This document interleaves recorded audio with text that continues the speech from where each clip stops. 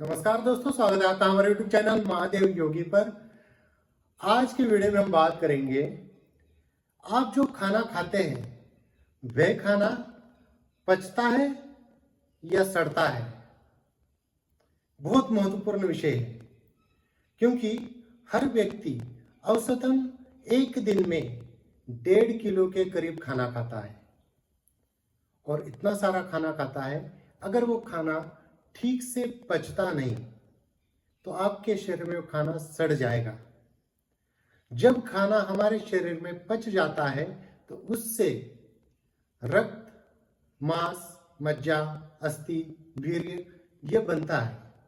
लेकिन अगर वह खाना पचने की जगह जब सड़ने लगता है अपने शरीर में, तो वो क्या करता है, बैक्टीरिया निर्माण करेगा, गैस बनाएगा।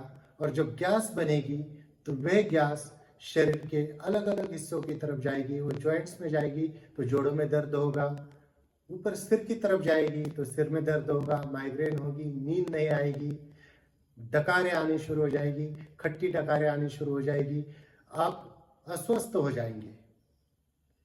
इसलिए जो भी आप खाते हैं वह पचना बड़ा आवश्यक है। अगर आपका खाना पचता नहीं है तो उसके लिए आपको कौन सा योगासन करना चाहिए, कौन सा प्राणायाम करना चाहिए, इसके ऊपर भी आज हम बात करेंगे। लेकिन याद रखिए कि जो भी भोजन करते हैं उसका पचना अत्यंत आवश्यक होता है। अब भोजन ना पचने के पीछे क्या कारण है? आपकी जो डाइजेशन पावर है वह वीक होने की वजह से भी आप जो खाना खाते हैं वो पचता नहीं है। लेकिन आपको थोड़ा सा ध्यान देना पड़ेगा कि आप जो खाना खा रहे हो वह खाने का समय, जैसे मान लीजिए जो आप ब्रेकफास्ट सुबह करते हो, ब्रेकफास्ट में अगर आप ऐसी अलग अलग चीज़ें खा रहे हो एक साथ में, कुछ चीज़ें जो होती है वो जल्दी पच जाती है और कुछ चीज़ें पचने में देर लगती है। जैसे फल जल्दी से पच जाते हैं, लेकिन अगर फलों के साथ कोई अनाज खाते हैं तो वो देर से पचता है। अब जैसे मान लीजिए दालें होती है, वो उसको पचने में तो बहुत ज़्यादा समय लगता है। अब अगर आप सुबह उड़द की दाल से बनी हुई कुछ चीज़ें ब्रेकफास्ट में खा रहे हो और साथ में फल खा रहे हो, दोनों अगर चीज़ें आपने एक साथ खाई तो क्या होगा कि फल तो जल्दी से पच जाएंगे, लेकिन जो दालें वाली चीज़ें हैं वो जल्दी पचेगी नहीं। तो क्या होगा, वो आपका शरीर जो है वो गैस बनाएगा, क्योंकि विरुद्ध आहार आपके शरीर के अंदर जब जाएगा तो आपका शरीर को वो पचाने में दिक्कत आएगी, वो गैस बनाएगा, वह खाना फिर ठीक से पचेगा नहीं, वो सड़ेगा। इसलिए कोशिश करनी चाहिए कि ऐसा आहार जो आपके डाइजेशन में हेल्प करे, जो पचने में सुपाच्य हो, ऐसा ही आहार आपको लेना चाहिए। ऐसे दो विरुद्ध आहार कभी ना ले कि एक जल्दी पचता हो और दूसरा देरी से पचता हो। एक तो ये चीज, दूसरी चीज, बहुत सारे लोगों को आदत होती है कि जब भी खाना खाते हैं, लंच करते हैं या डिनर करते हैं, और ऊपर से खूब सारा पानी पी लेते हैं। तो ऐसा करने से भी आपने जो खाया हुआ है वह ठीक से पचेगा नहीं। इसलिए एक आयुर्वेद में कहा जाता है, भोजनांते विषम वारी, कि भोजन के उपरांत अगर आप पानी पीते हैं तो विष के समान होता है। ऐसे कंडीशन में आपने जो खाना खाया है वो ठीक से पचेगा ही नहीं। इसलिए भोजन करने के कम से कम कितनी देर बाद पानी पीना चाहिए? अगर आप आराम वाला काम करते हैं तो आपको कम से कम 1.5 घंटे के बाद पानी पीना चाहिए। जो शारीरिक मेहनत वाला थोड़ा काम करते हैं वह 1 घंटे के बाद भी पी सकते हैं, और जो मेहनत मजदूरी करते हैं, बहुत हार्ड वर्क करते हैं, वो 48 से 50 मिनट के बाद भी पानी पी सकते हैं।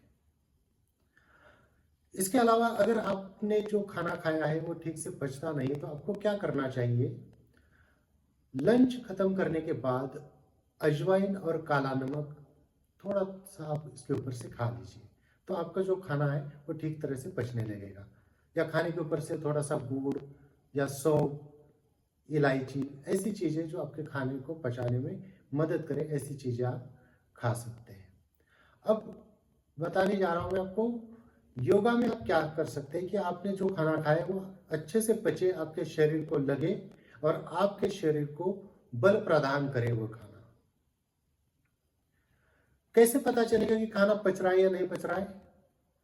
उसके कई सारे तरीके होते हैं। एक, जो आप लैट्रिन कर रहे हो उसको देखकर या उसका टेस्ट करके, लैब में उसका टेस्ट करके उससे भी पता चलता है। लेकिन एक सिम्टम सिंपल अगर हम देखेंगे, अगर आपका स्टूल बहुत हार्ड आ रहा है तो समझिए कि आपको कॉन्स्टिपेशन है, और बहुत पतला आ रहा है तब भी ये मान लीजिए कि आपका जो डाइजेशन है वो ठीक नहीं है।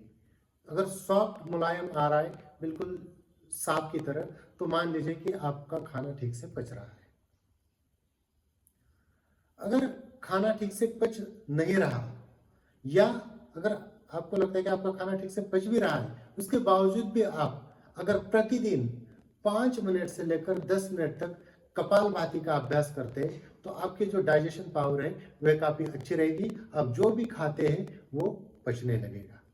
लेकिन जिनको क्रोनिक प्रॉब्लम है, खाया हुआ पचता ही नहीं है, शरीर में लगता ही नहीं है, बहुत ज्यादा गैस बनती है, उन व्यक्तियों को कपालभाति कम से कम 15 मिनट से आधा घंटा करनी पड़ेगी।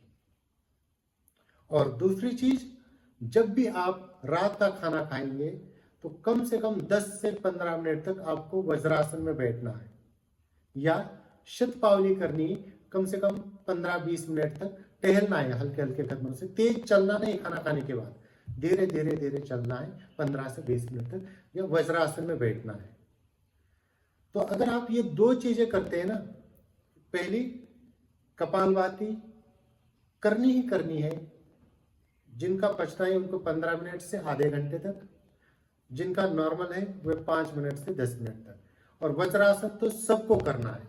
ये 2 आसन बहुत बेस्ट है। इसके अलावा भी कई सारे आसन हैं जो आपके डाइजेशन पावर को बढ़ाते हैं। बंद भी है, उटियान बंद, अग्निसार क्रिया है, और बहुत सारे ऐसे आसन हैं जो आपकी पाचन शक्ति को बढ़ाने वाले होते हैं। लेकिन ये 2 चीजें तो आप आज से ही करना शुरू कीजिए। तो दोस्तों, यदि कुछ जानकारी, जो भी हम खाते हैं उसको पचाने के लिए योग में कौन सा प्राणायाम, कौन से आसन कर सकते हैं, इसके बारे में इसी प्रकार से और जानकारी के लिए हमारे चैनल को सब्सक्राइब कीजिए, इस वीडियो को लाइक कीजिए, अपने दोस्तों के साथ शेयर कीजिए। स्वस्थ रहिए, मस्त रहिए। धन्यवाद।